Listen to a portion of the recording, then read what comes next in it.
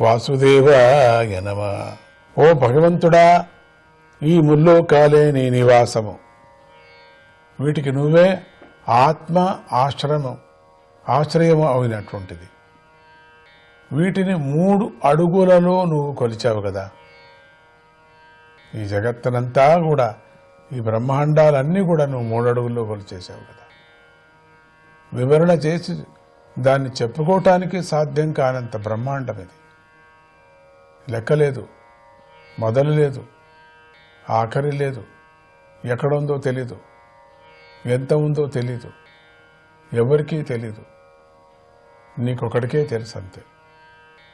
దాన్ని నువ్వు చెప్పలేవు కూడా మాకు. ఎందుకంటే మేమందరూ నీలో చేరుకునేవాళ్ళు, నశించేవాళ్ళు.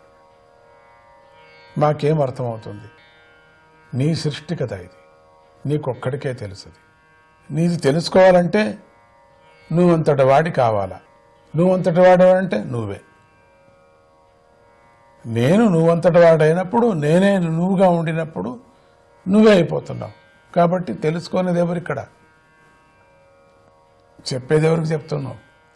2 భిన్న రూపమైనట్టు అప్పుడు నువ్వు చెప్పచ్చు ప్రపంచం ఇంత అని. నువ్వు చెప్పలేవు, మేము వినలేము. ఒకవేళ మేము చెప్పి నువ్వు వింటే నువ్వే అది. చెప్పేవాడు, వినేవాడు ఎవరు? అంతా నువ్వే కదా. కాబట్టి ఈ జగత్తంతా దీన్ని పరమరహస్యమైనటువంటి ఈ జగత్తు యొక్క కొలతలు కానీ, జగత్తు యొక్క మహత్తు కానీ చెప్పలేవు. అటువంటి జగత్తుని 3 అడుగుల్లో కొలిచేశాను. మాకు ఏదో తెలిసేటట్టుగా 3 అడుగులు అన్నట్టుగా. నువ్వే ముక్కంటివి. నీ మహిమలు ముల్లోకాలలో మనోహరంగా కీర్తించబడుతున్నాయి. దితి ధనువుల సంతానమైన రాక్షసులు కూడా నీ విభూతులే అయి ఉన్నాయి కదా వీళ్ళందరూ కూడా. అయినా వారు విర్రవేగేందుకు తగిన సందర్భం కాదని నువ్వు భావించినప్పుడు, నువ్వే నీ మాయాశక్తితో దేవతగా, మానవుడిగా, మృగముగా, నరసింహముల కలయికగా, జలచరముల రూపంలోనూ అవతరించి వారి అపరాధాలకు తగినట్లుగా వారిని శిక్షించావు. అదేవిధంగా నీకు సమ్మతమైతే త్వష్ట పుత్రుడైన ఈ వృత్రుణ్ణి కూడా సంహరించు. నీలో కర్తృత్వ దోషాలు లేవు. ఓ శ్రీహరి, మాకు నువ్వే తండ్రివి, తాతవు, మేము నీ వారము. నువ్వే కనిపెట్టినటువంటి ఒక అద్భుతమైనటువంటి యంత్రం ఇది. ఈ యంత్రాలు వాళ్ళ స్వయంచాలిత యంత్రముని వదిలిన తర్వాత స్వయంచాలితంగా ధర్మంగా నడచాలి కదా.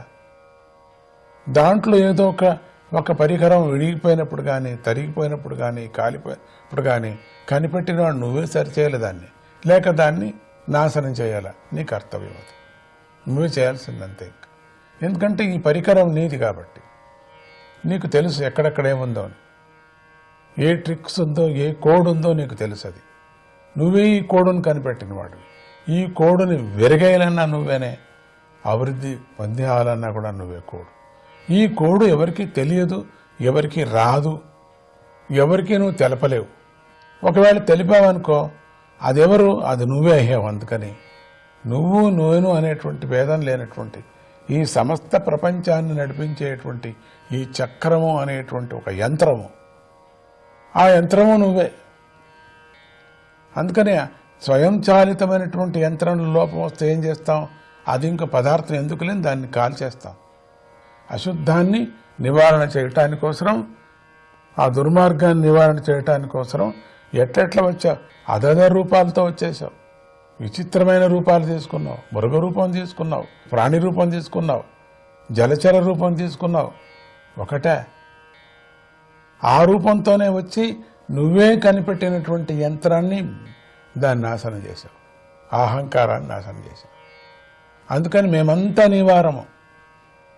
ఇది వేరే, మేము వేరే లేము ఇక్కడ. మేమందరూ నీవారమే. నాకు దుఃఖం వచ్చిందనుకుంటే, ఏదో నేను స్వయంచాలితమైనటువంటి యంత్రము, నాకు దుఃఖం వచ్చిందనుకుంటే ఏ యంత్రం నాదా? ఈ యంత్రం నాదా? ఈ శరీరం అనేటువంటి యంత్రం నాదా? దీంట్లో కలిగినటువంటి వికారాలు నావే? దీంట్లో కలిగేటువంటి ఉత్తమమైనటువంటి వికారాలు నావేనా? కర్మానుసారంగా ఆ వికారాలు నేను ఉపాసిస్తున్నాను కాబట్టి నన్ను నువ్వేం చేయాలా? రిపేర్ చేయాలా లేక నాశనం చేయాలా? నీ కర్తవ్యం అది. ఎందుకంటే యంత్రం నీది, నువ్వు సృష్టించిన యంత్రం ఇది. ఈ ప్రపంచమంతా నడిచేటువంటి యంత్రమంతా నువ్వు సృష్టించింది. ఏదైనా విరుద్ధమైతే దాన్ని నాశనం చేసేయాల్సిందే. అందుకని మేమందరూ నీ వారం, నీకు అంతా నమస్కరిస్తున్నాము. మమ్మల్ని రక్షించు, ఈ పీడ నుంచి, రాక్షస పీడ నుంచి రక్షించు. మాకు మా హృదయాలు నీ పాదపద్మ ధ్యానం అనేటువంటి సంకెళ్లతో కట్టివేయబడ్డాయి. మేము ఏమీ చేయలేము, మేము అనేది లేదు, ఇంకా చేయటానికి ఏముంది అక్కడ. అందుకని మాకు ఇది ఇచ్చావు కాబట్టి మమ్మల్ని సరి అయినటువంటి ఈ యంత్రం సరి అయినటువంటి దారిలో నడచడానికి ఏం కావాలో నువ్వు ఆ కోడు రాసిపెట్టు. నువ్వు నీ మూర్తిని మా ముందు ప్రకటించి మమ్మల్ని నీ వారిగా చేసుకున్నావు కదా. నువ్వు ఎప్పుడు ప్రకటమయ్యావో నీ రూపము, ఇక్కడ ఉండిన వాళ్ళంతా నీ రూపం అయిపోయినా నీలో చేరుకున్నట్టే లెక్క కదా. నీ ప్రకటనలో మేమంతా లీనమైన తర్వాత, నీ విశ్వరూపంలో మేము లీనమైన తర్వాత, నీలో మేము చేరుకున్న తర్వాత ఇంకేముంది మాకు? ఏమీ లేదు. అందుకని నీ నిర్మలమైన చిరునవ్వు ఎంతో అందంగాను, దయతోనూ, అనురాగంతోనూ కూడి చల్లగా ఉంటుంది. ఏదో మాట్లాడుతూ ఉన్నట్టు ఉంటుంది. ఏదో నాలో ఉండేటువంటి అజ్ఞానమంతా పటాపంచలైపోతుంది. నాకు దుఃఖమంతా చల్లగా అయిపోతుంది. నాకు నా సమస్యలన్నీ తీరిపోతుంది. అటువంటి నీ మందహాసము, అటువంటి నవ్వుని మాకు చూపిస్తున్నావు. నువ్వు ఈ విశ్వరూపంతో చూపిస్తున్నావు. ఎంత ప్రకటన, ఎంతగా నువ్వు ఉన్నావు, ఎంత విశ్వరూపం, ఎంత అందమైన రూపంతో ఉన్నావు. అటువంటి చిరునవ్వుతో కూడిన చూపుతోనూ, నీ మధురమైన వాక్కు అనేటువంటి అమృత బిందువుతోనూ మా మనస్తాపాన్ని చల్లార్చటానికి నువ్వే తగినవాడివి, ఇంకెవరి చేత కూడా కాదు. పరమాత్మ, మా మనస్తాపం చాలా ఉంది, మాకు దుఃఖం లోపల ఉంది, మాకు అగ్ని జ్వలిస్తుంది లోపల. మేము చాలా చంచలమైపోయాము, మేము దిక్కు తోచుకోకుండా ఉన్నాము. మమ్మల్ని చల్లార్చేవాడు నీ ఆయుధాలు. చిరునవ్వు ఒక ఆయుధమే, మాట ఒక ఆయుధమే, నీ కదలిక ఒక ఆయుధమే, నీ కళ్ళు యొక్క మిటిమిటి కళ్ళు యొక్క ఆయుధమే.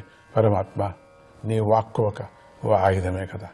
నీ పలుకు బంగారమాయన, నీ పలుకు కూడా ఒక ఆయుధమే కదా. మమ్మల్ని నీ ఆయుధాలతో, నీ దగ్గర ఉండేటువంటి ఆయుధాలతో, ఒక్కొక్క ఆయుధానికి ఒక్కొక్క విధమైనటువంటి చంచలమైన రాక్షసుల్ని సంహారం చేయి ప్రభు. వాసుదేవాయ నమః.